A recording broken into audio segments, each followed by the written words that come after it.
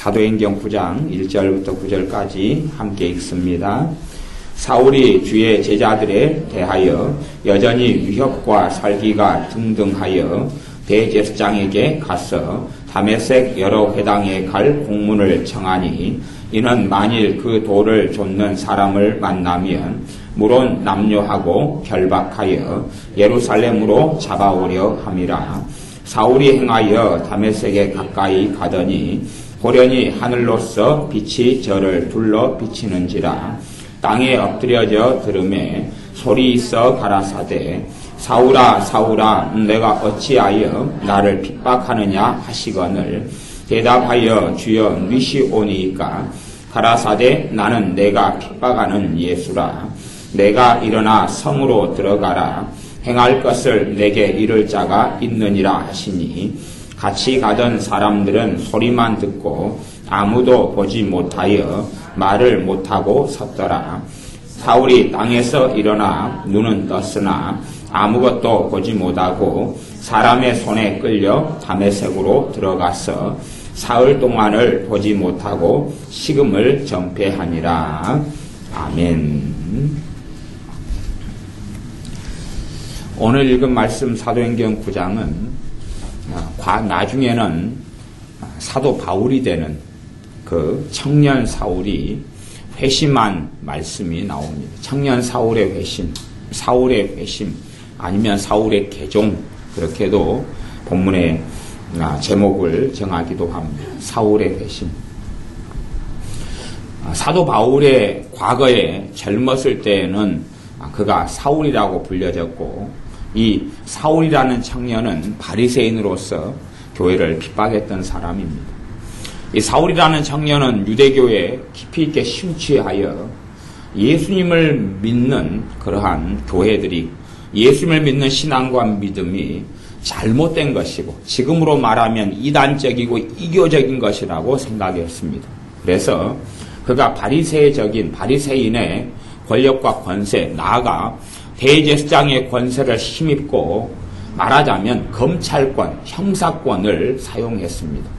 이 사울이라는 청년은 형사, 검사권을 가지고 있었던 사람입니다. 그래서 당시에 그들의 법적으로, 유대적인 법적으로 예수님을 믿는 사람을 잡아서 감옥에 넘겨주고 그들의 재산을 다 압수하고 그리고 그들의 가정을 파탄시키는 그러한 일을 이 청년 사울이 했습니다. 이 청년 사울이 예루살렘에서 그리고 예루살렘을 넘어서서 다른 지역들에서 그러한 일을 했습니다. 그리고 예루살렘 정도는 이 사울의 손으로 초토화를 시킬 수 있었습니다. 그리고 이제 이 사울이라는 청년이 사도행전 9장 1절에 보면 사울이 주의 제자들을 대하여 여전히 위협과 살기가 등등하여 여전히 위협과 살기가 등등하다. 살기다 그러죠. 살기. 죽여버리고 싶다.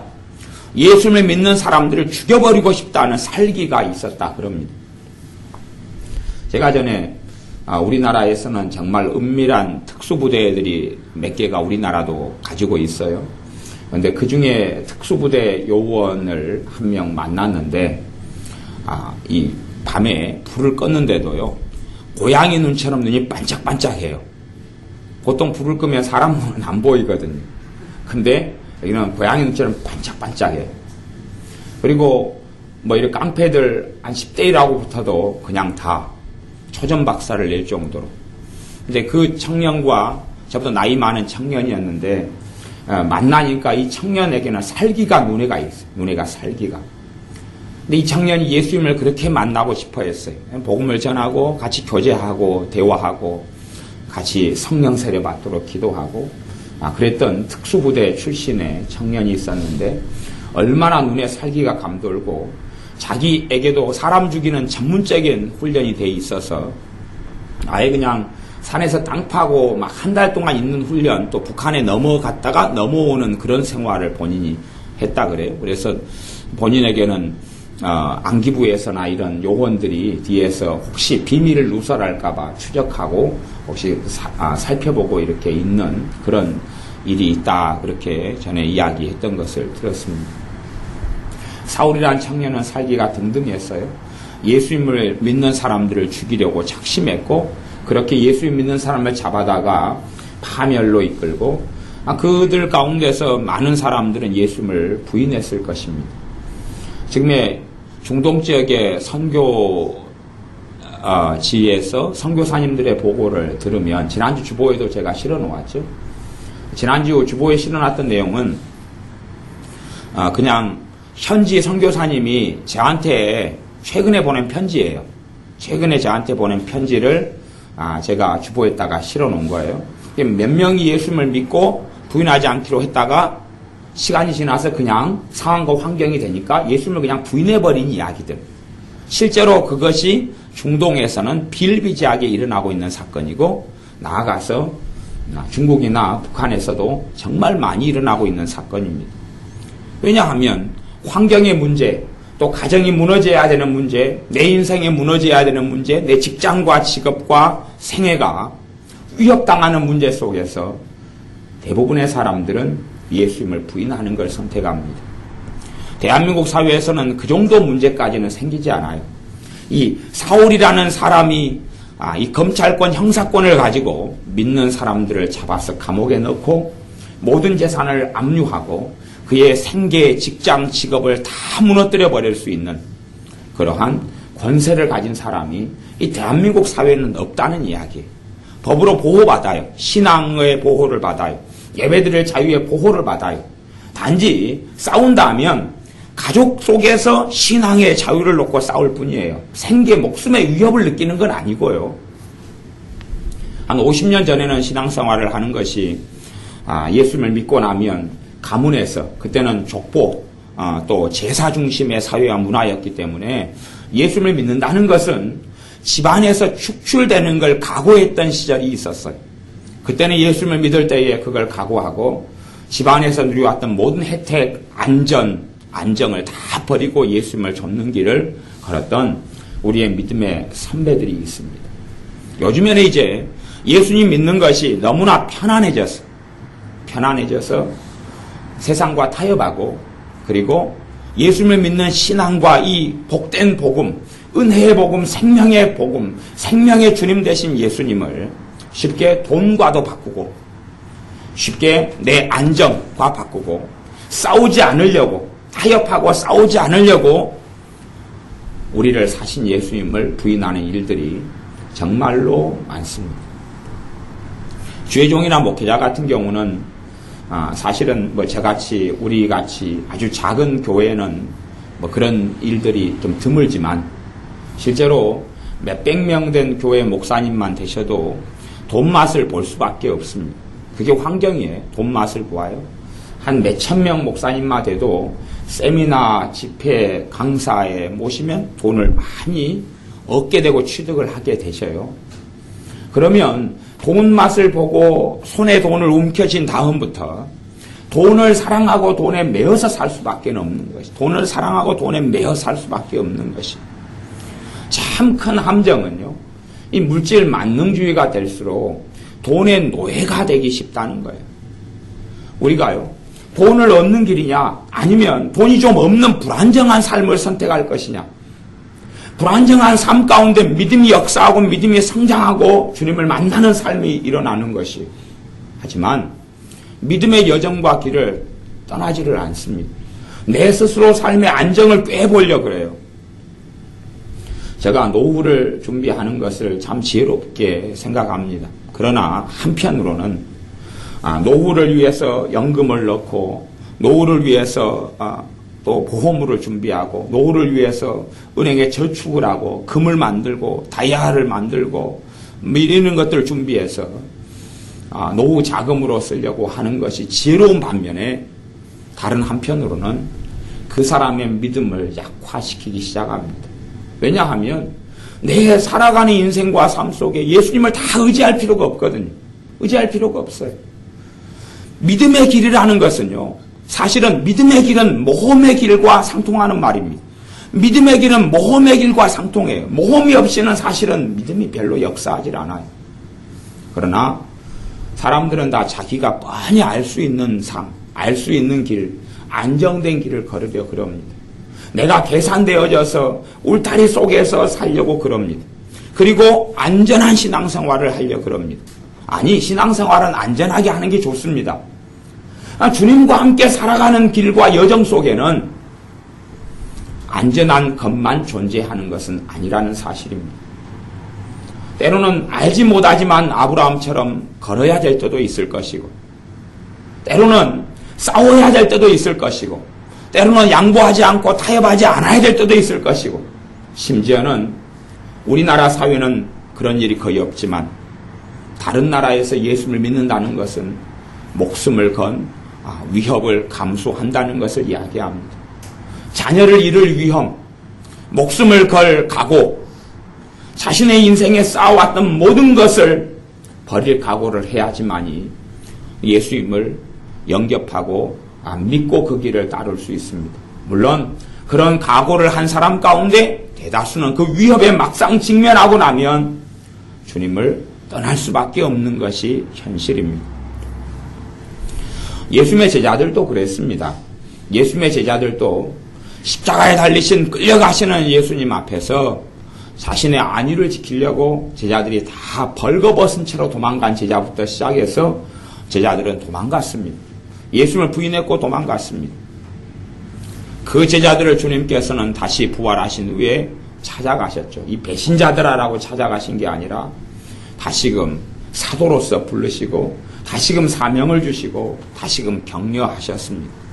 우리의 연약함 때문에 우리는 쓰러지는 일이 있고 넘어지는 일이 있습니다. 그러나 주님을 배신했던 제자들에게 중요한 사실이 있어요. 그들은 연약함 때문에 두려움 때문에 주님을 부인하고 떠났지만 그들의 마음속에는 예수님을 사랑했다는 사실입니다. 그들의 마음속에는 예수 그리스도를 사랑했습니다. 예수님을 사랑했어요. 예수님을 사랑했던 제자들은 부인했던 자기의 일과 자기의 행동 앞에서 울고 통곡했습니다. 내가 왜 연약함 때문에 내 주님을 내가 부인했을까? 그리고 그것을 평생의 한으로 가져갔습니다. 베드로 사도 같은 경우도 예수님을 부인한 다음에 닭 울음소리를 듣고 울고 통곡하고 그리고 떠나갔습니다. 부활하신 주님을 만난 다음에도 예수님을 자기가 사랑함에도 불구하고 그렇게밖에 살 수 없었던 것에 대하여 회의를 느끼고 사도의 직분을 내버려 두고 고기 잡으러 떠났습니다. 우린 다 연약합니다. 그러나 반드시 기억하셔야 될 것은 주님께서 우리의 생명을 사셨기 때문에 주님을 사랑해야 한다는 사실입니다. 예수님을 사랑해야 한다는 사실입니다. 사실은 예수님을 사랑하지 않는 사람들은 나를 위해서 죽으신 예수님을 실제로는 믿고 있는 것이 아닙니다. 예수님을 사모하지 않는 사람들은 예수님을 믿고 있는 게 아니에요. 왜냐하면 저도 기억이 납니다. 대학생 시절에 저는 집에서 돈을 받아서 생활한 것보다는 계속 방학 때 1년에 반년은 막노동을 하면서 집에 돈을 보내줬습니다. 생활비도 또 학비도 제가 벌어 쓰거나 다 그렇게 했고 매년 돈을 벌어서 대학생 때는 주고 저는 제 나름대로 생활을 꾸렸습니다. 그때에 평범한 대학생에 불과하지만 기도하면 주님께서 먹을 것 입을 것을 다 공급하셨습니다.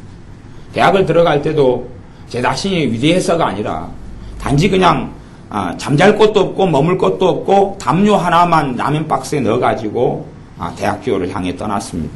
그리고 산에서 자고 나무 판자 위에서 자고 그리고 하나님께 숙소를 기도하고 먹을 걸 기도하고 먹을 다음 끼니 없이 산 것은 오랫동안 그랬습니다. 기도해야 다음 끼니를 주님께서 주시는. 그러면 제가 어느 날 길을 걸어가고 있었는데 그리고 다음 끼니도 없고 그 다음 끼니도 없고 그건 너무 자주 있어서 주님 다음에 먹을 것이 제게 없습니다. 다음에 저녁밥이 제게는 없습니다. 기도할 때 길 건너 어떤 분이 저를 부르시는 걸 아시는 분이었어요. 그리고 당시에 밥 한 끼가 300원이었는데 250원, 300원, 400원 이랬는데 저를 부르시고 10,000원을 주셨어요. 저를 찾으려고 그렇게 시간을 보내셨대요. 찾으려고 그랬는데 저를 그 길에서 만난 거예요. 건너편에 보니까 있어서 평상시에 가지고 다니던 10,000원을 주셔요. 그 10,000원이면 제가 하루에 한 2끼만 먹는다고 치면 굉장히 많은 날을 먹을 수 있는 돈이에요. 지금으로 따지면 10,000원이라는 액수는 큰 액수가 아닌 것 같지만 제게 있어서는 그래서 그것이 서로 20년이 넘은 사건임에도 불구하고 제게는 그분의 이름을 기억하고 그분을 위해서 간간히 기도하고 그분에 대한 사랑함이 있습니다. 10,000원인데 예수님께서는 여러분의 죄를 위해 죽으셨습니다. 예수님께서는 여러분의 건강을 위해 채찍에 맞았습니다. 예수님께서는 피를 쏟았습니다. 그리고 우리에게 영원한 생명 주시기를 기뻐하셨습니다. 죄 없으신 그분께서 죄인의 모습으로 이 땅에 찾아오셨습니다. 그리고 우리를 구원하시기를 기뻐하셨고 기꺼이 어찌할 수 없어서가 아니라 기꺼이 자신의 생명을 우리의 죄인된 우리를 위해서 쏟아 놓으시고 내어놓으셨습니다. 그리고 구원의 길을 자신의 육체 휘장을 통해서 그 휘장을 육체를 찢음으로 구원의 길을 열어놓으셨습니다. 10,000원을 어려울 때 도움받아도 그 사람을 사랑하겠거든 하물며 내 영혼을 위해서 지옥에 가야 될 나를 위해서 피를 쏟으신 예수님을 사랑하지 않는다면 과연 그것이 정상이겠느냐 하는 것입니다. 과연 그 사람이 정상이겠느냐 하는 것입니다. 정상 아닙니다. 정신병이 들었거나 광증이 들었거나 아니면 예수님을 부인한 것입니다. 예수님을 사랑하는 것은 마땅한 것입니다. 예수님을 사랑하는 것은 마땅한 것입니다. 사람에게 은혜를 입어도 평생 잊지를 못할 일이 될 것입니다. 그러나 그럼에도 사람들을 그 오랜 세월 동안의 은혜를 잊지 않고 그 사람을 찾아서 떠돌아다니는 그러한 일을 간혹 봅니다. 자기를 낳아준 부모를 입양되고 잊지 못해서 이 고국 땅 한국 땅에 돌아와서 자신을 낳아준 엄마를 찾아서 이리 떠돌고 저리 떠도는 그러한 입양한 사람들의 소식을 듣기도 합니다. 우리는 우리를 낳아주신 아버지 하나님을 사랑해야 합니다. 이 사울이라는 청년은 자신이 예수님을 핍박하고 예수님 믿는 사람들을 핍박하는 것이 당연한 거라고 생각했는데 그런데 그리고 나아가서 예수님 믿는 사람들을 잡아서 신문하고 그리고 꽁꽁 묶어서 예루살렘으로 데려가서 재판을 받게 하고 그가 누리고 있던 모든 것을 파멸시키려고 그렇게 다메섹이란 곳까지 쫓아갔습니다. 아주 먼 거리입니다. 다메섹은 예루살렘에서 아주 멀리 떨어져 있는데 그곳까지도 예수를 믿는 사람들이 있다는 소식을 듣고 쫓아 올라갔습니다. 물론 혼자 몸이 아니지요. 군인들을 데려갔고 군사력을 끌고 간 거지요. 끌고 묶어서 가려면 3절에 사울이 행하여 다메섹에 가까이 가더니 호련히 하늘로서 빛이 저를 둘러 비추는지라 땅에 엎드려져 들음에 소리 있어 가라사대 사울아 사울아 너가 어찌하여 나를 핍박하느냐. 예수님을 믿는 사람을 핍박하는 것은 예수님을 핍박하는 것이거든. 어찌하여 너가 나를 핍박하느냐. 그렇게 예수님께서 나타나셨습니다. 그분의 영광 가운데 나타나셨고 이 사울이란 청년은 예수를 믿지도 않는데 그리고 예수 믿는 사람들을 잡아 죽이려 했는데 그런데 사울이란 청년이 영광의 주님을 만나고 도무지 그분의 영광 앞에 서 있을 수 없어서 엎드려지면서 묻습니다. 주여 누시오니까 누구십니까? 나는 너가 핍박하는 예수라. 나는 너가 핍박하고 있는 예수라. 나를 믿는 내 사람들 내 제자들을 핍박하는 것은 너가 전능하신 나 구원자인 나를 핍박하는 것이다. 이제 너가 일어나 성으로 들어가라. 행할 길을 내게 이를 자가 있느니라. 사울이라는 청년은 단지 예수님을 만났을 뿐입니다. 아니 우리 주 예수님께서 찾아와 주셨습니다. 찾아와 주셨어요. 이유는 여러 가지가 있습니다만은 사울이라는 청년이 예수님을 만나게 된 이유, 예수님이 찾아오시게 된 이유는 두 가지를 제가 들 수 있습니다. 여러 가지 가운데 그게 두 가지. 하나는 뭐냐 하면 사울이라는 청년에 대하여 이 사도 바울이 된 이분의 간증이 성경에는 몇 번이 나와 있습니다. 그 간증 중에 내용 가운데는 본인이 하나님에 대하여 열심히 있었다 그럽니다. 무슨 말이냐 그러면 하나님을 사랑했습니다. 잘못된 방법으로요. 하나님을 사랑했습니다. 하나님을 원했습니다. 그래서 말씀에는 나를 간절히 찾고 찾으면 만나 주리라고 말씀합니다. 사울이라는 청년은 하나님을 간절히 원했습니다. 물론 착각과 오해와 잘못된 방법으로요. 그러나 하나님을 간절히 원했던 사울이기 때문에 주님이 만나 주실 수 있었습니다. 우리 생각에는 모든 사람을 주님께서 만나 주시면 좋을 거라고 생각합니다. 하지만 주님이 사람을 만나는 순간에 실상은 일어나는 일은, 죄인에게 일어나는 일은 하나님의 징계나 심판이 나타납니다. 사울이라는 청년도 주님을 만나면서 심판을 받고 징계를 받아서 소경이 됩니다. 사울이라는 청년의 악만큼 주님의 영광 앞에, 그분의 임재 앞에, 그분의 영적인 역사 앞에, 그분의 권능 앞에, 살아계신 앞에서 견딜 수 없고 설 수가 없습니다. 그래서 이 사람은 소경이 됩니다.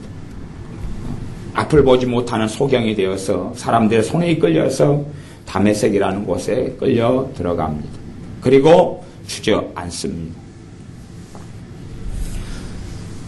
8절에 보면 사울이 땅에서 일어나 눈은 떴으나 아무것도 보지 못하고 소경이 됐다는 이야기입니다. 사람의 손에 끌려, 장님이니까 사람이 손을 잡고 가르쳐줘야 되죠. 끌려서 다메섹으로 들어가서 사흘 동안을 보지 못하고 식음을 전폐하니라.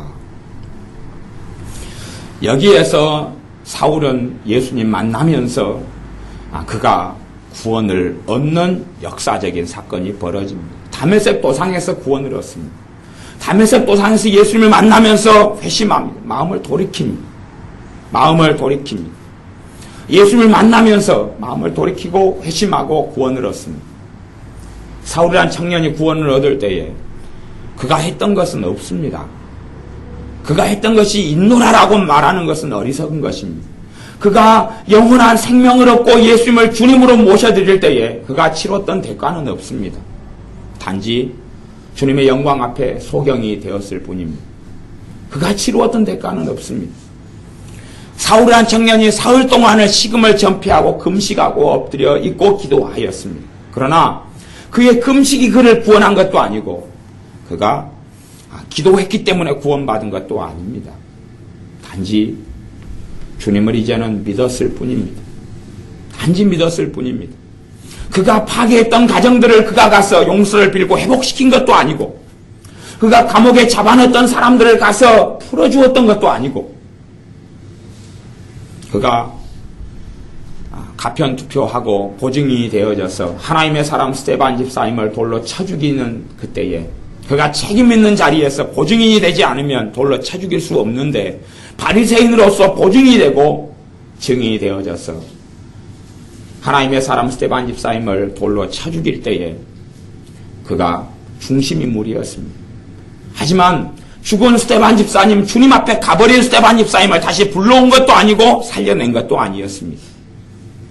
그의 죄를 어떻게 해결할 수도 없었고 그의 삶에서 저질러 왔던 일들을 수습할 수도 없었습니다. 아무것도요.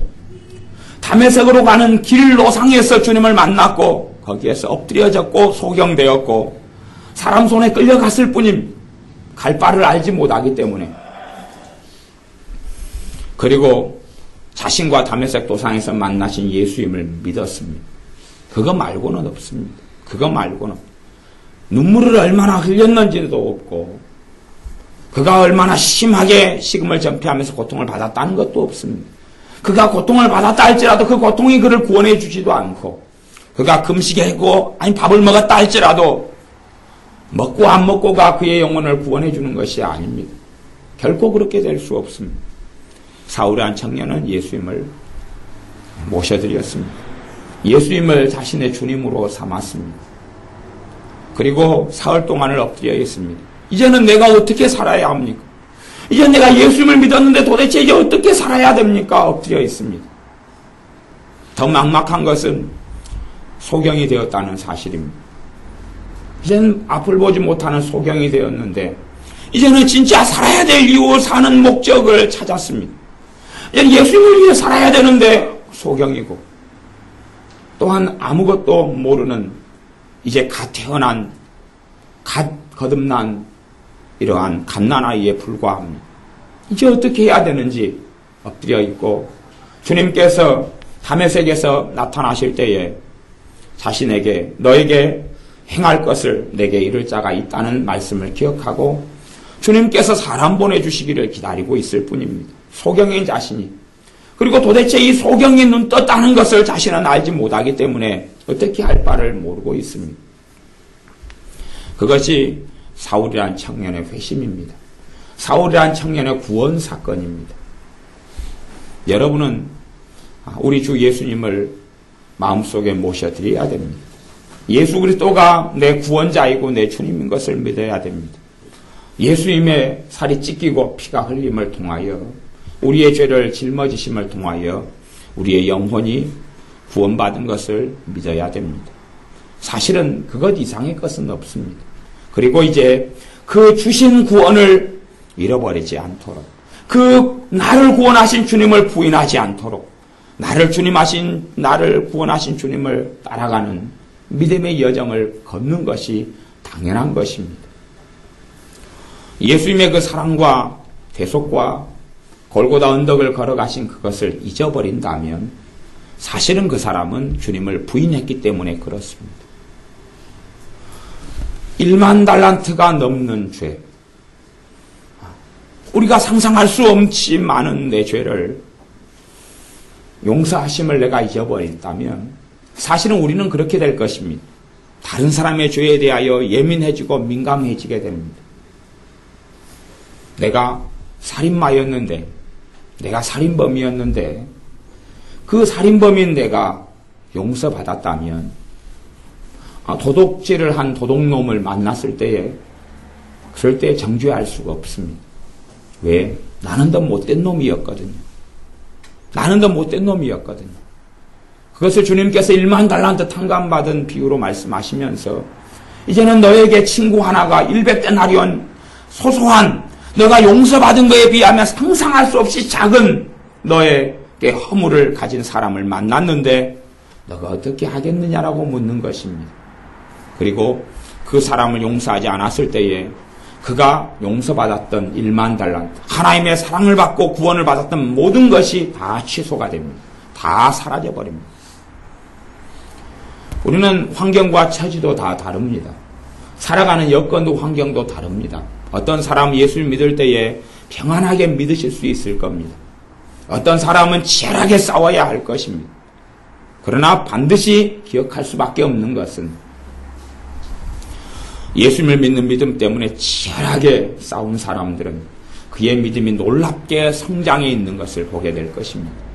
예수님 때문에 치열하게 진리의 싸움을 싸운 사람들은 그의 믿음이 탄탄하고 확고하게 굳어져 있는 것을 보게 될 것입니다. 나무도 그렇습니다. 나무가 가뭄을 몇 번 만난 나무는 가뭄을 그 다음에 만났을 때에도 죽지 않습니다. 왜냐하면 뿌리가 아주 깊이 들어갔기 때문에 그렇습니다. 그러나 매년 풍족하게 물이 메마르지 않고 지냈던 나무는 그런 나무는 뿌리가 깊지 않고 가뭄이 들면 다 말라 죽어버립니다. 그렇게 됩니다. 또한 태풍이 불면 뿌리가 얇기 때문에 풍족한 물 가운데 살았던 나무들은 태풍이 불 때 뿌리가 얇아서 바람에 넘어지고 가지가 찢기고 그리고 없어지고 무너집니다.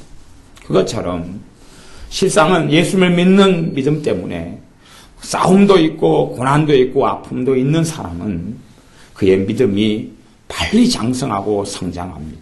주님의 살아계심을 삶 속에 보게 됩니다. 그러나 예수님 때문에 믿음의 선한 싸움을 싸우지 않으려는 사람, 편하게 살려는 사람, 도피하고 살려는 사람은 사실은 그가 가졌던 믿음조차도 사라져버리고 자신을 사신 예수님을 부인하는 자리에 쉽게 들어가 버립니다. 한국 사람들 참 많이 그런 것 같아요. 또 우리들이 그런 것 같아요. 얼마간의 돈 때문에 양심을 팔지요. 문제는 뭐냐 하면 이제 그 전에 10만 원 때문에 양심을 팔 수 있어요. 그 전에는.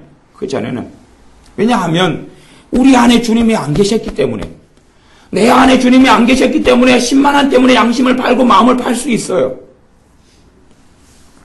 물론 10만 원 때문에 양심을 파는 것은 째째한 인생이지만 10만 원 때문에 양심을 파는 건 정말 째째하지만 사람이 통이 좀 크면 1000만 원 정도 가지고 양심을 좀 팔고 1억 가지고 좀 팔아야지 전부 통이 좀 큰 사람인데 얘들이 통이 작은 이유가 있어요. 얘들은 500원 가지고 양심을 팔아요. 아주 자만 애들이에요. 저는 그래도 500원 가지고 양심을 안 팔려 합니다. 500원 가지고. 그 정도 가지고 어떻게 양심을 팔아요? 한 10,000원은 돼야지. 근데 이제는 예수님이 안 해던 사람들이 10,000원 가지고 양심을 팔고 10만 원 가지고 양심을 판다면 그건 예수님을 부인하는 것이 됩니다. 그런 여정과 신앙 속에 주님의 은혜가 계속하여 역사하고 그분의 살과 피가 역사하고 복음의 권능과 능력이 역사할 수는 없는 것이에요. 돈하고 절대 주님하고 바꿔서는 안 됩니다. 심지어 내 안일함, 내 평안함과 주님하고도 바꾸지 마십시오. 좀 불안하면 어떻습니까? 노후 대책이 좀 없어서 돈이 좀 없으면 어떻습니까? 그렇게 살다 죽으면 되지요. 좀 더 사람들이 인정해 주지 않으면 어떻습니까?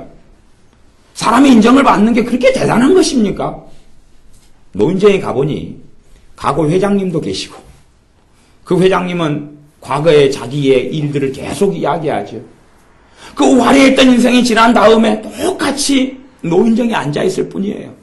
사장님이 앉아 계시고 박사님이 앉아 계시고 하지만 대부분 노인정에 앉아있는 분들은 과거의 망령 속에 사는 뿐이에요. 과거의 망령 속에. 과거의 집착 속에, 과거의 기억 속에.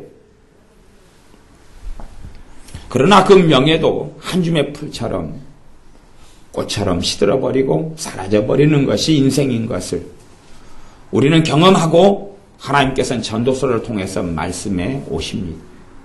그러니 사람들이 좀 인정하지 않고 사람들이 나를 더 찾아주지 않고 나를 더 추종하지 않고 내게 박수를 좀 쳐주지 않는다 해서 그것이 인생의 연수 속에 전능하신 주님 앞에 아버지 하나님 앞에 섰을 때에 그것이 무슨 무게가 있고 가치가 있다는 이야기입니까?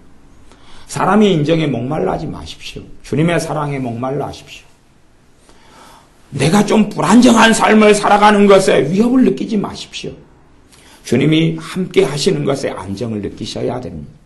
주님이 나를 도우시고 나를 붙잡는 내가 주님을 부인하지 않고 버리지 않을 때에 주님께서는 내 손을 끝까지 붙잡고 계시는 것을 믿으셔야 됩니다. 노후에 내년에 쓸 돈이 없고 올해 쓸 돈이 없어서 왜 탄식합니까? 기도하십시오. 주님께 엎드리십시오. 쓰고 먹고 입고 살 것을 주실 것입니다. 비록 풍족하게는 아닐지 모르겠습니다. 그러나 제가 최소한 믿는 것은 올해 여러분 중에 아무도 굶어 죽지 않을 것입니다. 제가 예언합니다. 아무도 굶어 죽지 않을 것입니다. 아무도. 혹시 굶어 죽을 것 같으면 항상 교회로 오셔서 밥을 드시면 됩니다. 아무도 굶어 죽지 않을 것입니다. 주님께서 먹이고 입히실 것입니다. 불안정한 삶을 주님 때문에 걸어간다면 그것 같은 큰 영광이 어디 있습니까? 내가 인정을 받을 수 있는 길이 있는데 주님과 함께 걸어가고 살아가는 믿음의 여정과 길이 인정받지 못하는 길이라면 그것이 우리에게도 영광이 되지 않겠습니까? 내 양심을 좀 팔고 돈을 1000만 원도 벌 수 있고 1억도 벌 수 있는데 내 양심을 팔지 않으면 10원도 생기지 않는 길이 있다면 내 양심을 팔지 않고 돈을 챙길 수 없는 여정과 길이 있다면 그것이 우리가 주님을 사랑하는 증거가 되지 않겠습니까?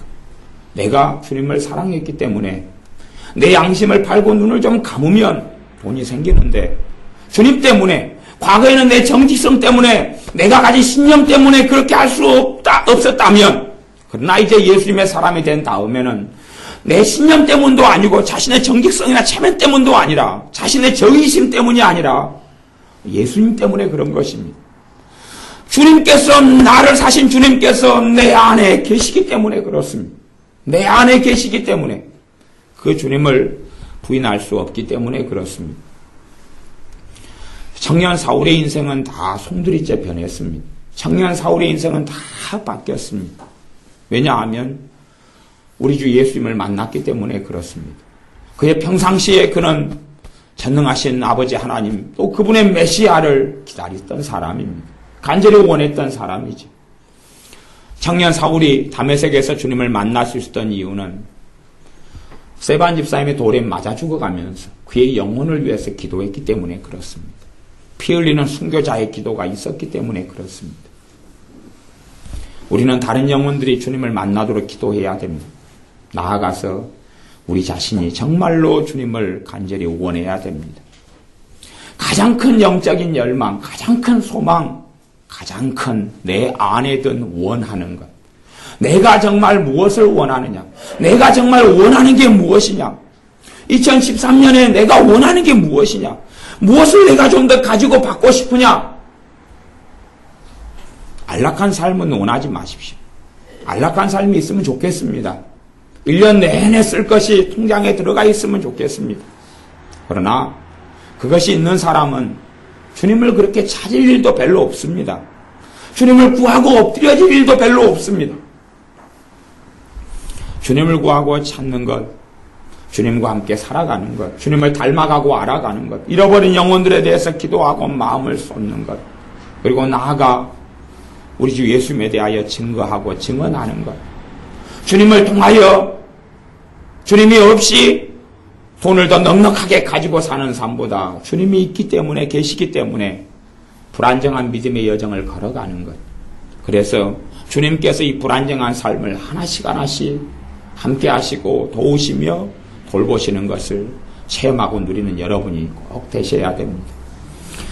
사도 바울의 그 9절, 사도행전 9장 9절 이후에 내용이 있는데 주님께서 자신의 제자 아나니아에게 나타나셔서 아나니아에게 청년 사울에게 가라고 말씀합니다.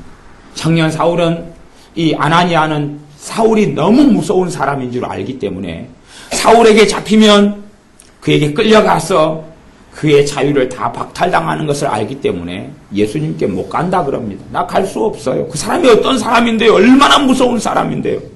얼마나 위협적이고 살기가 등등한데요? 그 사람 때문에 무슨 끔찍한 일이 있었는데요? 9장 13절에 보면 아나니아가 대답하되 주여 이 사람에 대하여 내가 여러 사람에게 듣사온즉 그가 예루살렘에서 주의 성도들에게 적지 않은 해를 끼쳤다. 적지 않은 해를 끼쳤어요. 적지 않은 해를. 얼마나 악하고 강팍한 삶을 청년 사울이 살았는지. 사울도 주님께서 만나서 용서하시는 분이 주님이십니다. 그 완악하고 악한 자 사울을 끌어안으시는 분이 주님이십니다. 대신 사울은 자신에게 예수님이 필요하고 자신에게 구주가 필요하고 그리고 자신의 이 죄를 스스로의 힘으로 해결할 수 없다는 것을 알았습니다. 여러분도 아셔야 됩니다. 우리의 죄 문제를 우리가 스스로 해결할 수 없습니다. 주님이 아니면 답이 없습니다. 우리의 인생은 우리 주 예수님이 아니면 답이 없습니다. 예수님이 없어도 답이 있는 인생은 사실은 가장 비참하고 가장 불쌍한 사람들입니다. 그러나 사도 바울이 나중에 고백했던 대로 내게 그리스도의 십자가 외에는 내게 자랑할 것이 없다. 내가 전하는 것은 예수님께서 십자가에 못 박히신 것이다. 내 죄를 위하여, 여러분의 죄를 위하여 십자가에 못 박히신 것을 나는 증거하고 전합니다. 예수님의 십자가가 나의 자랑입니다. 우리의 자랑은 주님께서 우리 위해 죽어주신 그것입니다. 우리의 확신과 우리의 간절함과 우리의 사랑은 주님께서 우리 위해 죽어주셨기 때문에 우리가 창조주 하나님 아버지 앞에 설 수 있는 것입니다.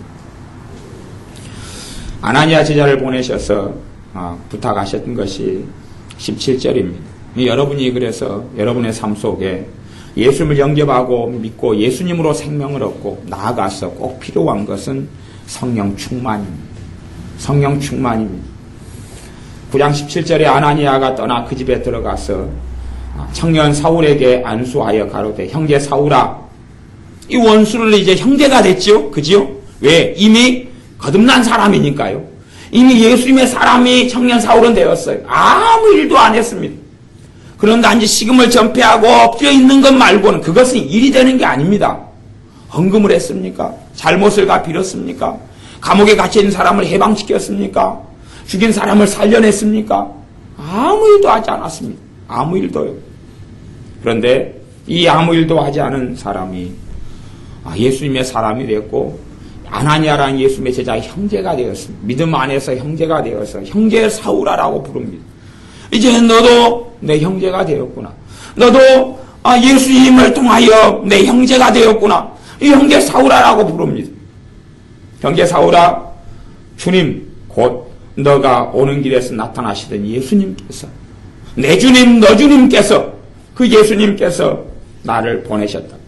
그리고 너로 다시 보게 한다. 다시 너가 소경으로 3일을 지냈는데 다시 소경되었던 너를 눈뜨게 하시고 성령으로 충만케 하신다. 그리고 안수하여 기도하고 성령 충만을 받습니다. 그리고 다메섹에서 청년 사울이 전도하면서 그리고 나중에는 죽을 위기 속에서 도망갑니다. 그것이 9장의 내용입니다. 우리는 내가 예수님을 영접하고 믿어도 그때부터 내 힘과 능력으로 살아가려 하는데 내 힘과 능력으로 살 수가 없습니다. 내 힘과 능력으로 신자의 삶, 그리스도인의 삶, 예수님의 사람의 삶이 가능했다면 주님께서 성령 하나님을 이 땅에 내다가면 보혜사 성령님을 보내겠다고 말씀하실 이유가 없는 것입니다. 우리가 겸손함으로 겸비함으로 주님의 능력, 성령님의 능력을 입어야 됩니다. 성령의 능력을 내가 좌지우지하는 사람이 아니라 그분께 나를 내어드리고 맡겨드려서 내 안에 임하신 주님께서 자신의 삶을 성령의 권능과 역사를 통해서 하시도록,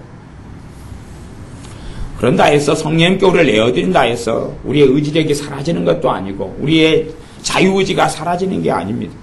성령의 역사가 강해지고 성령 충만이 강해질수록 우리의 속은 날로 새로워집니다. 우리는 더 지혜롭게 되어지고 주님을 더 깊이 알게 되어지지, 노예화를 원하시는 게 아닙니다. 멍청이와 노예화를 주님이 추구하는 게 아닙니다. 우리 자신이 장성한 자가 되는 것을 추구하는 것입니다.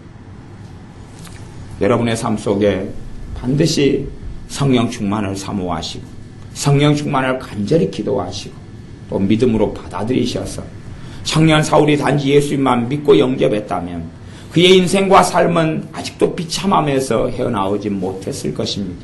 자신의 능력으로 자신들을 사신 그 예수님을 지키는 믿음을 스스로의 힘으로 지켜가는 여정이 가능하지 않았을 것입니다.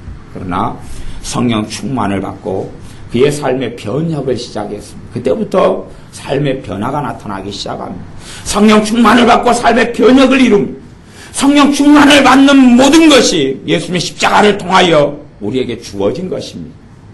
그래서 성령님에 대하여 성령 충만을 받는 것에 대하여 베드로 사도는 좀 앞에 사도행전에서는 성령님을 선물이라 그럽니다. 성령님을 받는 게 선물이라 그럽니다. 내 공덕으로 40일 기도를 했기 때문에, 산기도를 했기 때문에 성령님이 임하신다. 착각이 많은데 그건 노망입니다. 우리의 공덕으로 성령이 임하시는 게 아닙니다. 주님께서 골고다 언덕길을 가셨기 때문에 성령님께서 우리에게 임하시는 것입니다. 우리의 공로 때문에 구원받는 게 아닙니다. 내가 선하기 때문에 구원받는 게 아닙니다. 청년 사울이 아름답고 거룩했기 때문에 구원받은 게 아닙니다. 청년 사울이 깨끗했기 때문에 구원받은 게 아닙니다. 청년 사울이 기도를 했기 때문에 구원받은 게 아닙니다. 죄인인 그가 다메섹 도상에서 가다가 주님 만나 구원받은 것입니다. 그리고 이제는 주님을 바꾸었습니다. 자신이 주인된 삶에서 예수님께서 주인된 삶으로 바꾸었습니다.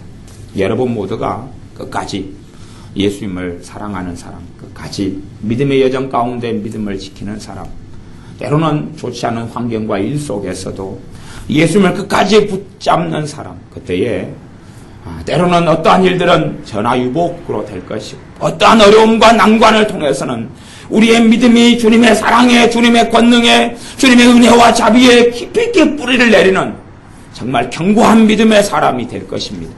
그러니 좀 불안정한 시기가 있다 할지라도 걸어가십시오. 빨리 안정이 찾아오기를 바라진 마십시오. 좀 1년도, 2년도, 3년도, 5년도 좀 힘든 시기를 보내십시오. 그게 좋습니다. 그게 아주 좋아요. 자식을 온실하는 화초처럼 키우면 20년이 지난 다음에 아이는 아주 그냥 멍청이가 되고 바보가 됩니다. 아무것도 못하는 작은 일이 생기면 두려움에 벌벌 떠는 사람이 됩니다. 그러나 아이를 강하게 키우면, 그러면 아주 20이 넘어서는 자기만 살 뿐만 아니라 많은 사람을 이롭게 하는 그러한 지도자의 자리에 서게 되는 것을 우리가 다 알지 않습니까? 우리가 어려움과 환경적인 문제 속에 주님을 견고하게 의지해 가시면 우리의 믿음이 단단하고 굳어져서 어지간한 바람에는, 어지간한 태풍에는, 폭우 속에 우리는 흔들림이 없이 여유를 가질 것입니다. 예전에 캠프파이어를 소나기가 오는 때 했던 적이 있습니다. 캠프파이어를 했는데 어마어마한 장작을 쌓았습니다. 어마어마한 장작을 쌓았어요. 그리고 거기에 불을 붙이고 기름까지 끼얹었습니다. 거기에서 캠프파이어를 했는데 폭우가 쏟아졌습니다. 그런데 아무리 폭우가 쏟아져도 그 캠프파이어의 불을 끌 수 없었다는 사실입니다. 얼마나 화려하든지 불꽃 축제를 구경했습니다. 소나기는 떨어지는데 불꽃 축제가 나타나는 것입니다. 불은 꺼지지 않고 불똥이 이리 튀고 저리 튀면서 굉장히 화려한 바닷가에서 밤을 보냈습니다. 그것처럼 우리가 은혜의 불이 우리에게 있으면 환경적인 어려움과 문제 속에서 우리는 주님의 살아계심을 체험하게 됩니다. 오히려 환경적인 어려움과 낙심 속에, 낙심거리 앞에서 전능하신 아버지 하나님의 돌보심과 은혜를 체험합니다. 그냥 돈이 있어 안정 속에서 은혜를 체험하는 게 아닙니다. 평안함 속에서 아무 일도 벌어지지 않는 것에서 하나님의 사랑을 체험하는 게 아닙니다. 알지 못하는 길과 여정을 걸어갈 때에 거기에서 살아계신 아버지를 만나게 됩니다. 어려움과 고난 속에서 아버지 하나님을 만나게 됩니다. 그렇게 그런 믿음의 여정을 2013년 동안에 우리가 다 사시고 구원에 있어서 정말로 100% 예수님만 의지하고 구원받아 거듭난 하나님의 자녀로 그 예수님의 사랑과 우리 주 예수님의 은혜를 잊어버리지 않는 사람들, 주님에 대하여 사모하고 우리에게 찾아와 주신 예수님과 함께 살면서 다시 오실 주님을 오매불망 고대하는 사람들, 그런 사람들이 다 되시기를 예수님의 이름으로 축원합니다. 기도하겠습니다. 사울의 회심을 우리가 살펴보면서 주님께서 우리에게 주신 은혜에 값진 것에 대하여 감사하며 찬양 드리지 않을 수 없습니다. 우리가 살고 살면 살수록 얼마나 우리가 못난 이들인지, 얼마나 우리가 부족하고 자꾸만 넘어지는지, 얼마나 우리가 쓸모없을 때가 많은지요. 그러나 우리 버리지 않고 우리 위에서 십자가에 죽으시고 부활하시며 우리 안에 찾아오신 주님께 감사를 드립니다. 예수님 손 붙잡고 살다가 아버지의 나라에 다 들어가게 하여 주시옵소서. 예수님 뜨겁게 사랑하다가 좀 더 덜 입고 덜 먹고 덜 마시고 좀 더 괴로운 인생이나 주님 손 붙잡고 살다가 주님의 환영받아 아버지의 나라에 가게 하옵소서. 예수님의 이름으로 기도하옵나이다. 아멘.